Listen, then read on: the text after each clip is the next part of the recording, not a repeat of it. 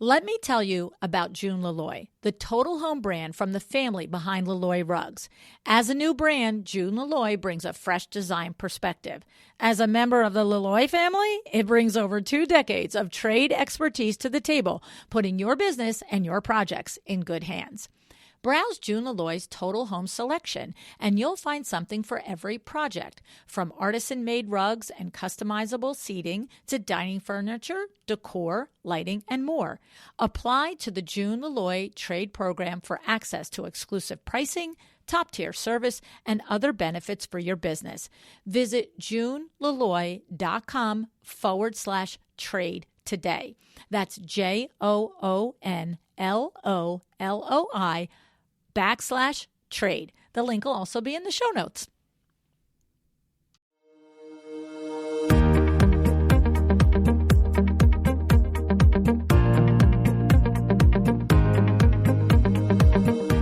Welcome to A Well-Designed Business. My name is LuAnn Nigara, and I'm so glad you found this podcast. Together with my husband Vince and our partner Bill, we have grown our company Window Works from the ground up. So I know and I understand the challenges you face in running your interior design business. I also know that your talent alone isn't enough to ensure your success. So on this podcast, we talk about strategies and practical steps to help you grow your business.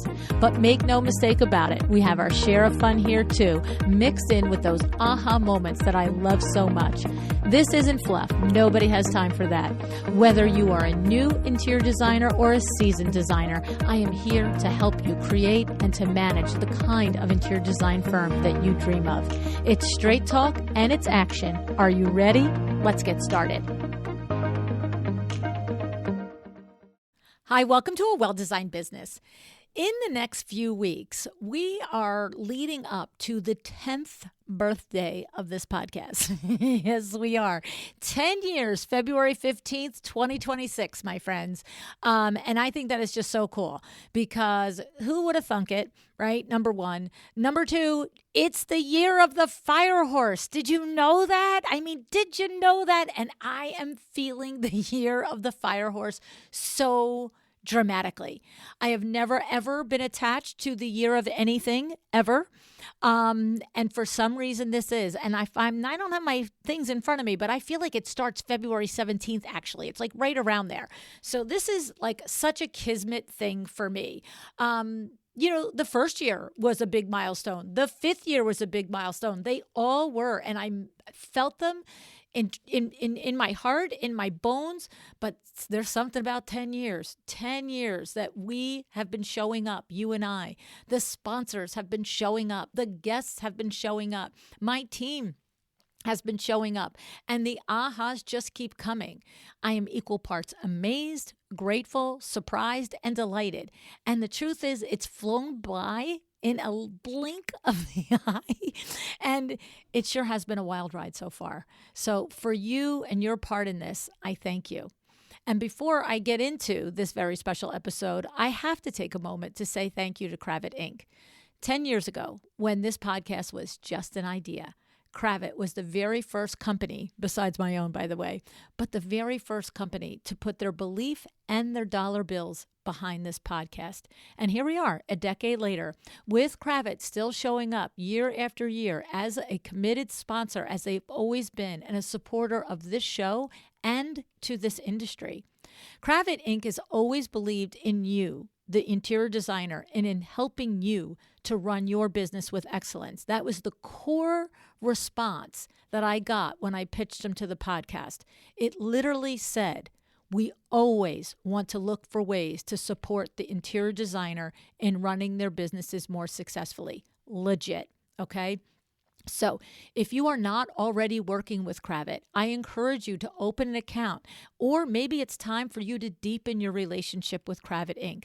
Go to Kravet.com and take advantage of everything they offer to support your business and your design projects. Now, for this series, rather than celebrate by simply looking at where we are today, which is exciting and important, I want to spend a few weeks leading up to the birthday talking about something else.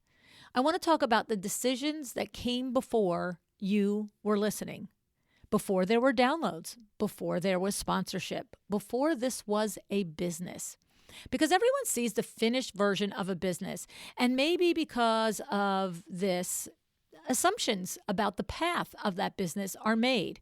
That there's assumptions about all decisions were clear, that the risks were minimal, that the outcome was inevitable.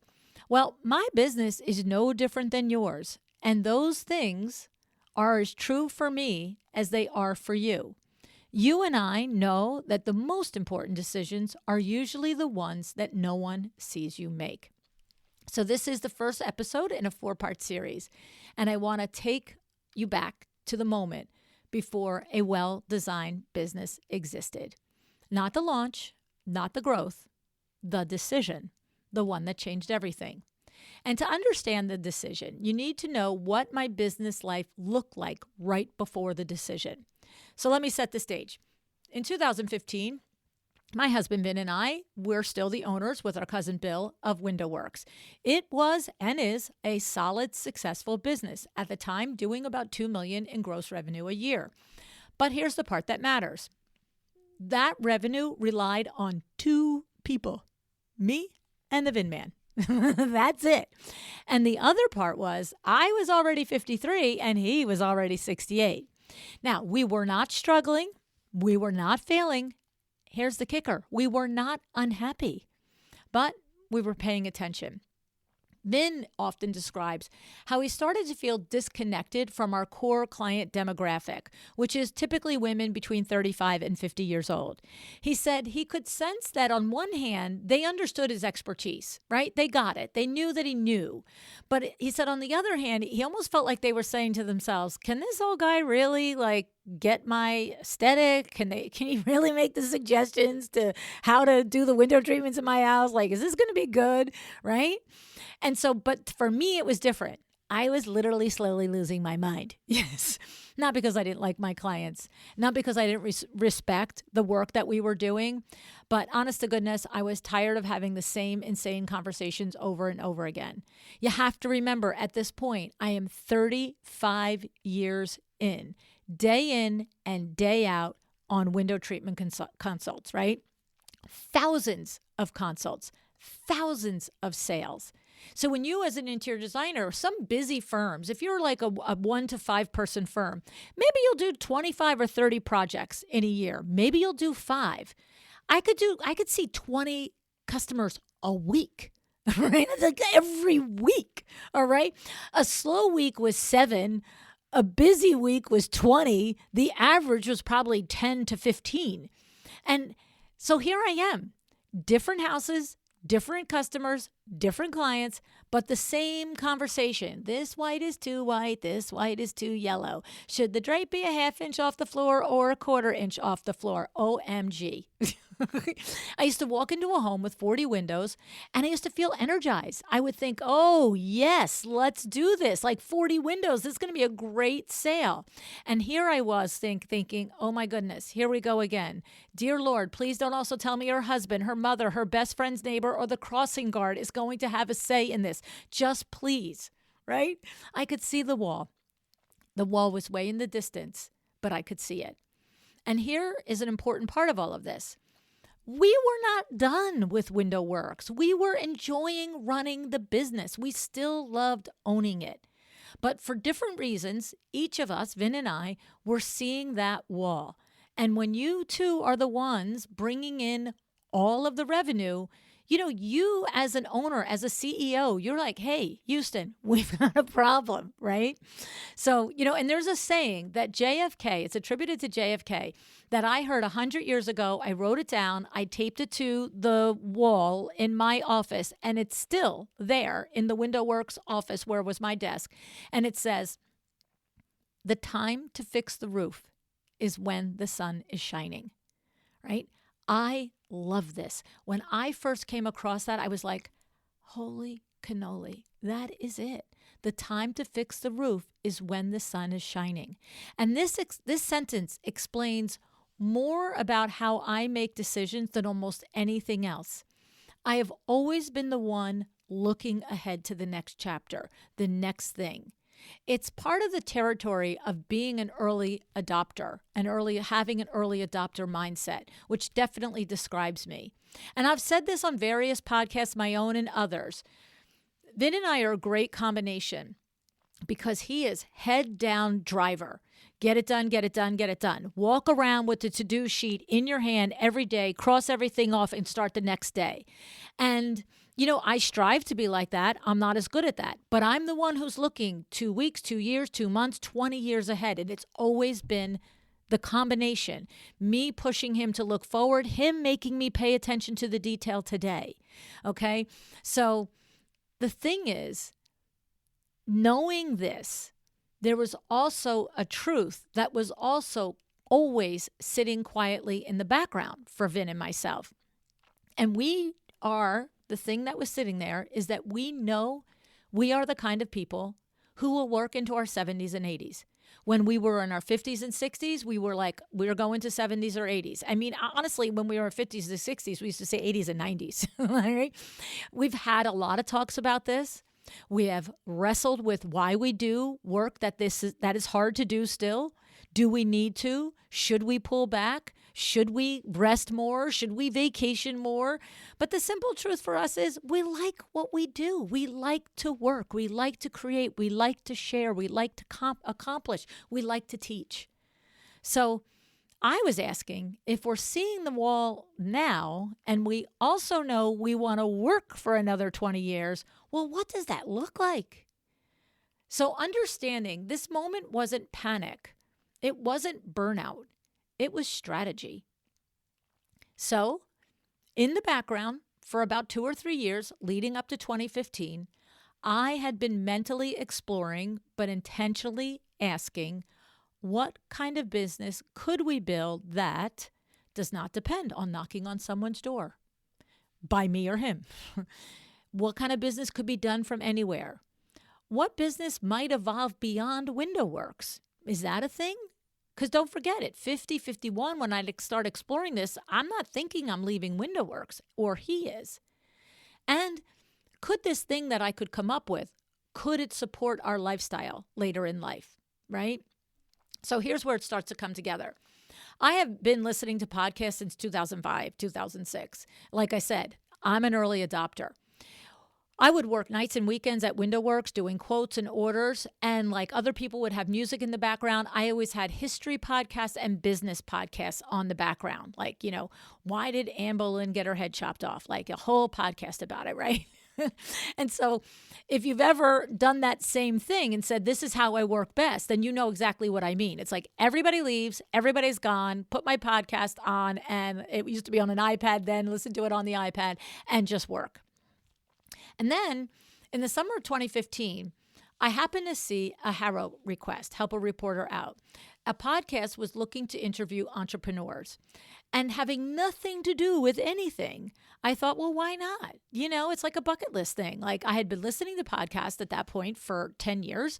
And why not be on one? This could be fun. Like just a throwaway, do it for kicks and giggles, right?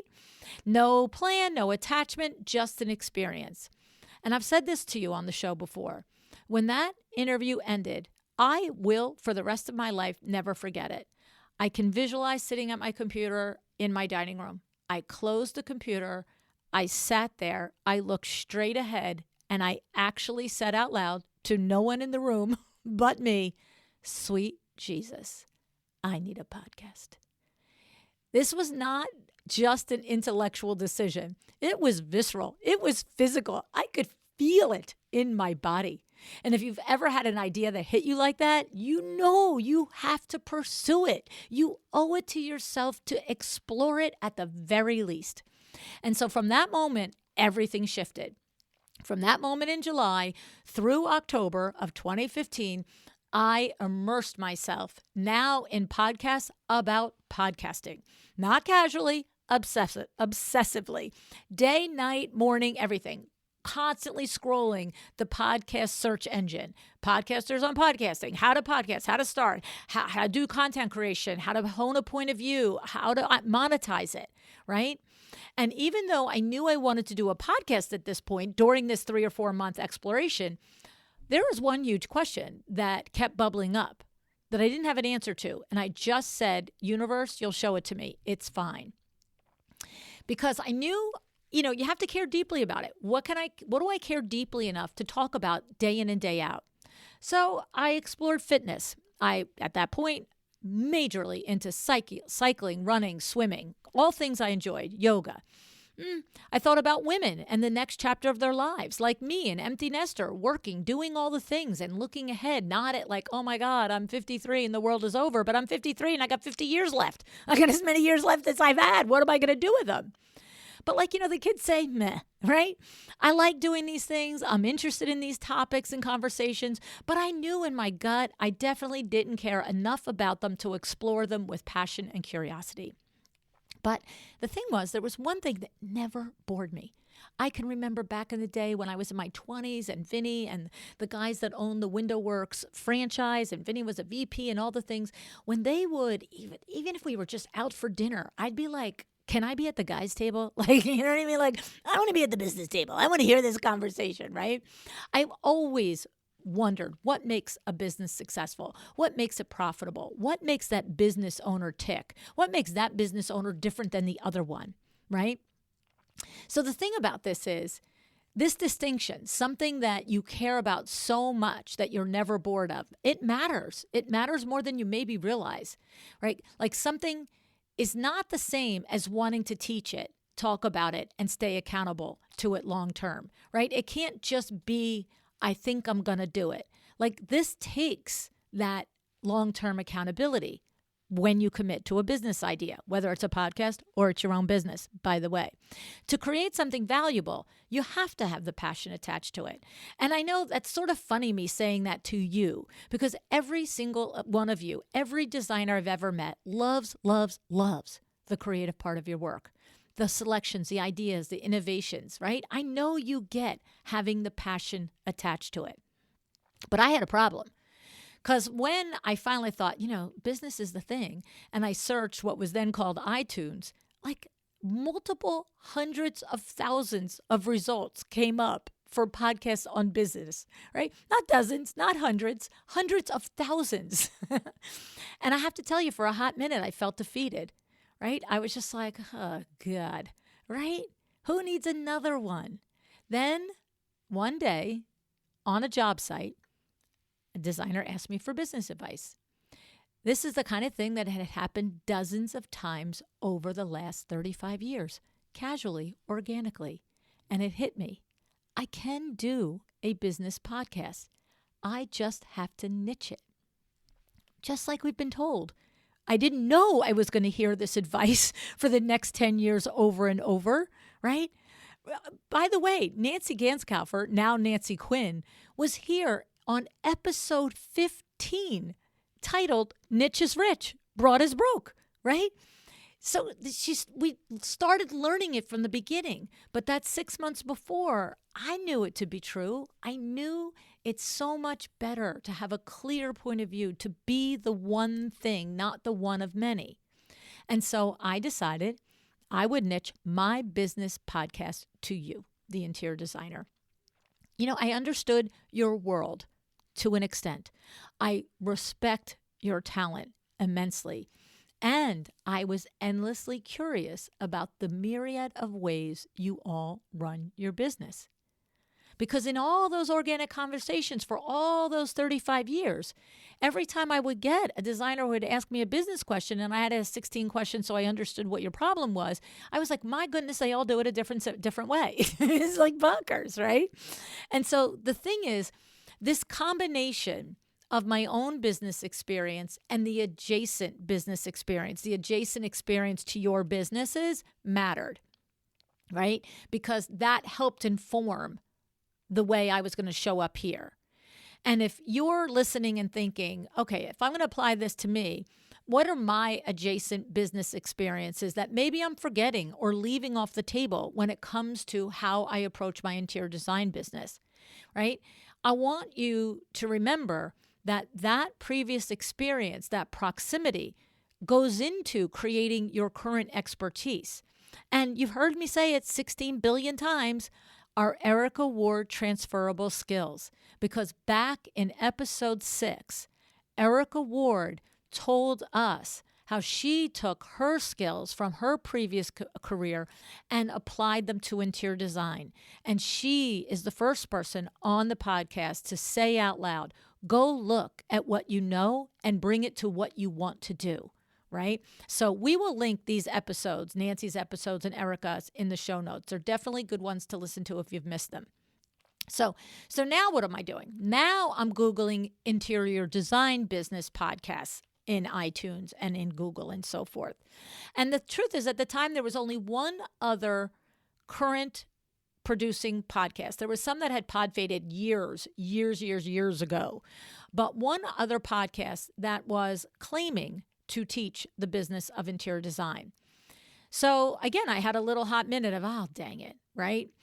But then I listened to 6, 7, 8, 10 episodes. And the truth is, it was entertaining. The host is a kind person. The guests were entertaining, enjoyable to listen to. But objectively, it wasn't keeping its promise to teach you how to run a business. It talked about that in a roundabout way. It talked about how you should run your business well, and it talked to designers that were apparently running their businesses well.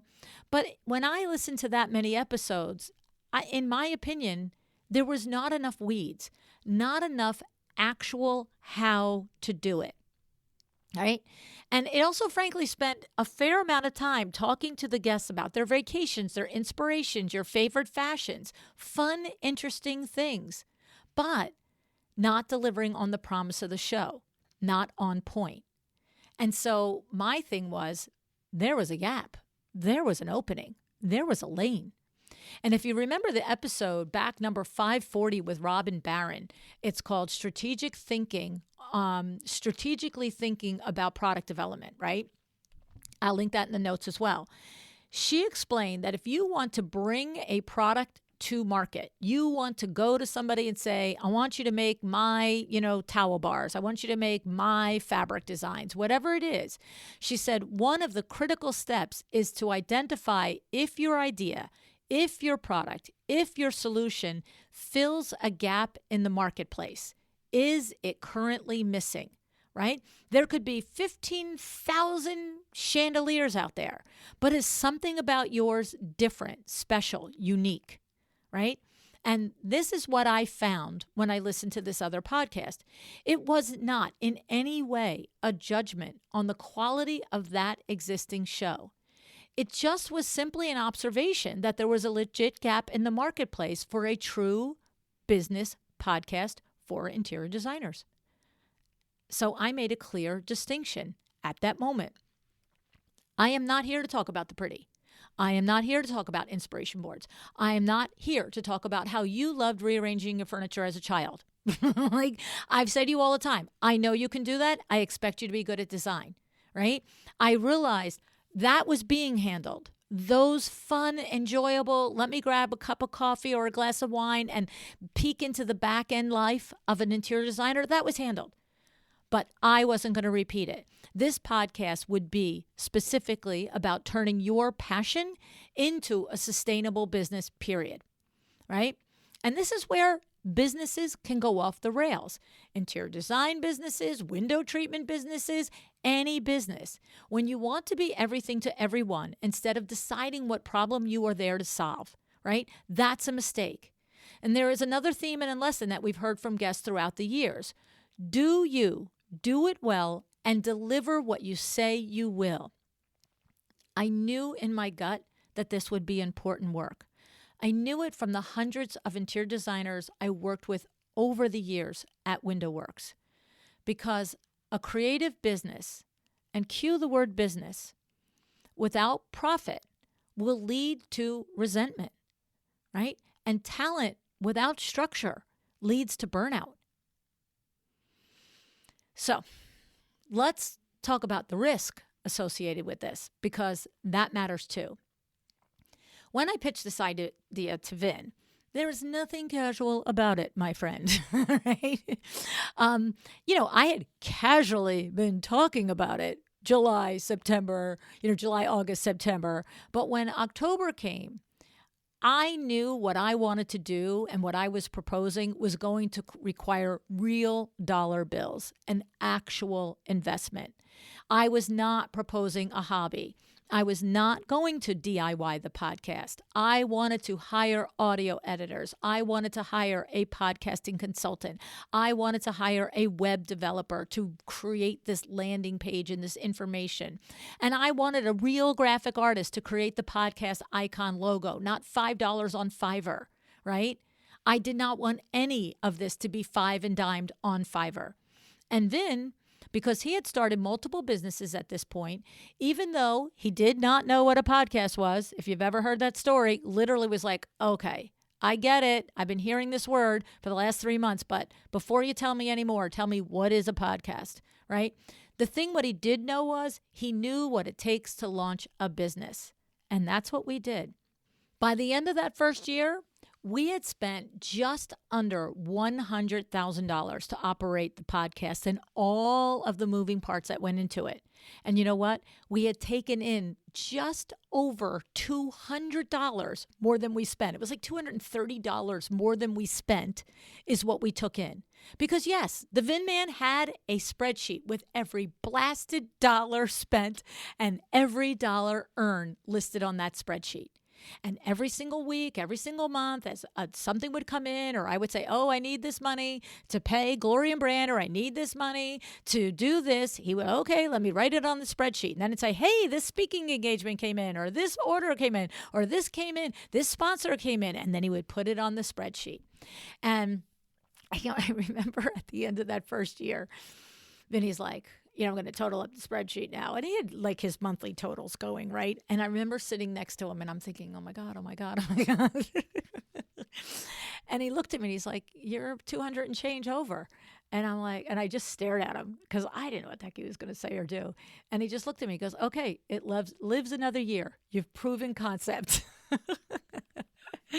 And the thing about it is all of this happened while I was still responsible for my $1 million in sales at WindowWorks, okay? So the hard part wasn't just making the money, monetizing the podcast and creating it into a business.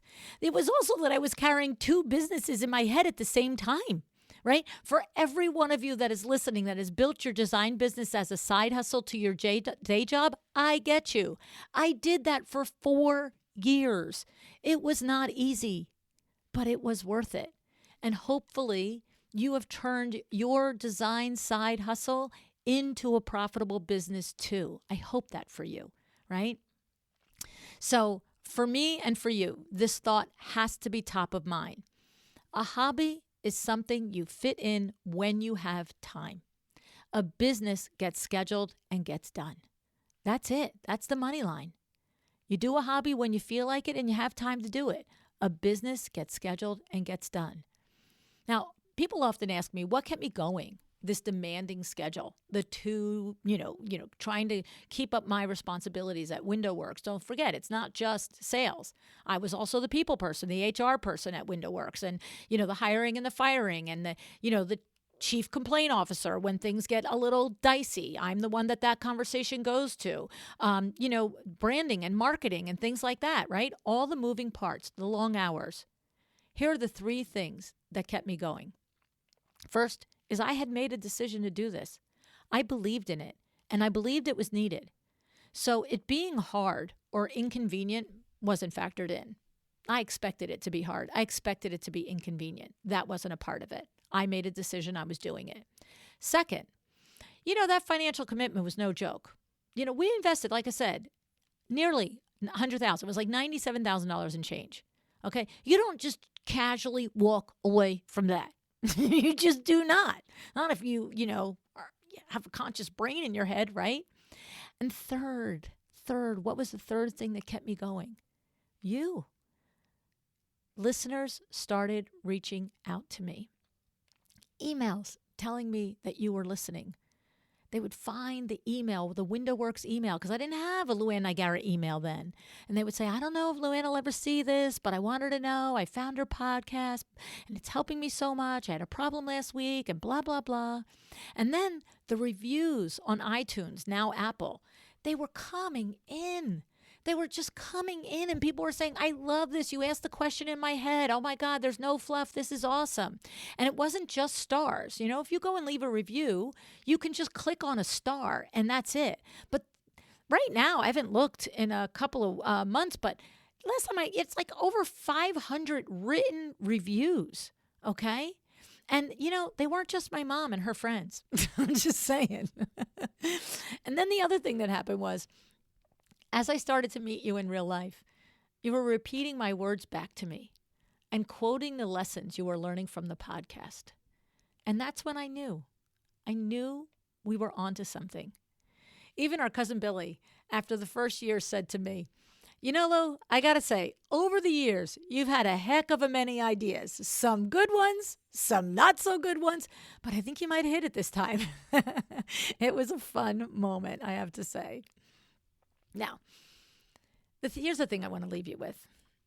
Whether you've been in business 1 year, 10 years, or 40 years, it's always worth asking, does my business still work for me?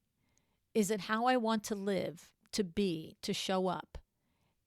And if it is, like me, is it how I want to live in my future?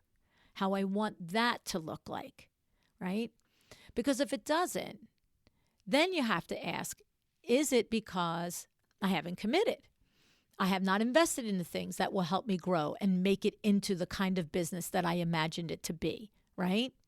You have to ask yourself, have I just been trying instead of doing, right? A lot of people try themselves all the way around the corner and back to the same spot. There's a difference between trying and doing. There just is, right? Or if the business doesn't work for you now at this stage of your life and it's not how you want it to be and how you want to show up, is it because, like me, you are simply knowing you're heading into a different season and it requires a different business model for that new season? So each of these are different problems. The first two are you're in the business and you're not facing it. You're not doing the hard things to make it the business you want. The third is maybe it never was or could be the business you want, or it was like WindowWorks, but it needed a new solution now, right? So these are different problems and they require different decisions on your part to address them. But no matter what you might need to do to change, definitely pause long enough before moving on, before changing things up, to acknowledge what you have done right to get where you are, right? Think about what worked and why did it work? Because you want to take those lessons and insights into your new path, whether that, like me, is in 2016 a whole new business, or like me in 2026, a whole new direction for the same business, right? So if you listen to the episode last April 24th, 2025, you know that I have been back here in the background, revamping the show, changing the format, and I finally expect it to be ready around the time of the birthday, okay? So the thing is, you have to look to see what you've done right. And I want you to remember the episode with Heather Hansen. And we will put her link in the show notes as well. If you remember, Heather Hansen comes from being a trial lawyer, and now she is a business life coach, right? And she says, we are our own advocates, and we always need to gather the evidence of our successes, not to underestimate them, to know them, to pull them out of our back pocket when we are unsure of ourselves. You know, it's like the darn t-shirt says, you can do hard things. And you have evidence of the hard things you've done, right? You have learned things. You have proof you're capable. Gather it, gather those things, honor those things, and believe in them. So next week, we're going to talk about what happened after the podcast launched, the momentum, the mistakes, and the systems that made 10 years possible. Okay? So until then, thank you so much for joining me today and every darn day that you do. I appreciate you more than you realize. And I'll just just say to you, it just went through my head. It's not in the script that I wrote. But if you have never left a review, that would be really awesome if you did, because it's fun for me to see what you like about the show. It helps me deliver it to you, okay? Anyway, thank you. Decide to be excellent.